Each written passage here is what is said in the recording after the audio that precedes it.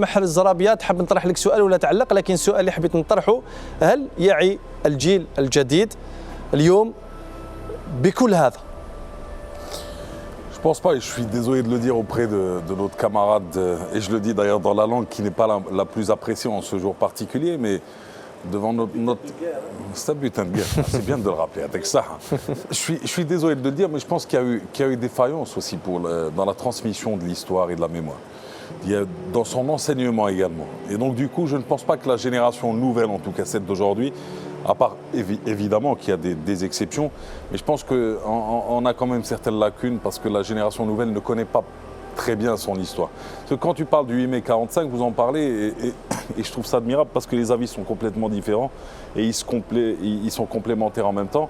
Il ne faut pas oublier que la France coloniale de l'époque, qui luttait contre l'Allemagne nazie, avait promis aussi, avait fait ces deux promesses pour le jour de la libération. Elle avait dit: si on se débarrasse de l'Allemagne nazie, nous vous donnerons votre indépendance. C'était une promesse qui avait été faite d'abord pour encourager les combattants algériens à rejoindre les rangs de ce qu'on appelle les Alliés, ça il faudrait le rappeler. Et de l'autre côté, ils avaient même promis, il y avait même Messali El-Hadj qui avait été un des sujets qui avait été évoqué. On avait dit 8 mai 45, en cas d'indépendance, vous aurez votre indépendance, vous Algériens, donc ça avait motivé les familles à libérer leurs enfants et à les envoyer. De l'autre côté, libérer Messali El-Hadj et le laisser en tant que chef du parti du PPA et ce qui va. Donc il est important de dire que cette manifestation, en fin de compte, le 8 mai 45 n'a été qu'une manifestation qui est humaine et qui n'avait qu'un seul objectif, c'était de demander ce qui avait été promis, déjà pour commencer.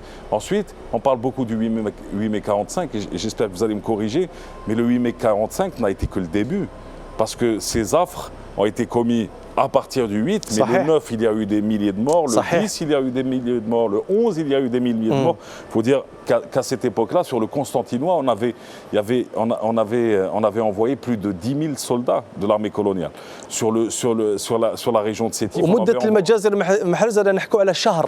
شهر من المجازر اليومية. C'est pour ça que je dis. لأن الرقعة من بعد 8 ماي الرقعة توسعت وشملت العديد من المناطق الجزائرية والقرى Et il faut voir comment l'armée coloniale avait intensifié sa présence. Constantinois, 10 000 hommes. Sur Sétif, 3 700, voire 4 000 hommes. Sur d'autres régions, le même nombre qui avait été déployé. Donc nous, on parle beaucoup du 8 mai, mais je pense que le 8 mai n'a été que le début. Tu le dis, et on va y arriver. Le 8 mai, c'est avant tout le 1er novembre 54 parce qu'il y a une relation qui est étroite. Mais le 8 mai a été affreux et tout le mois de mai 45 a été affreux.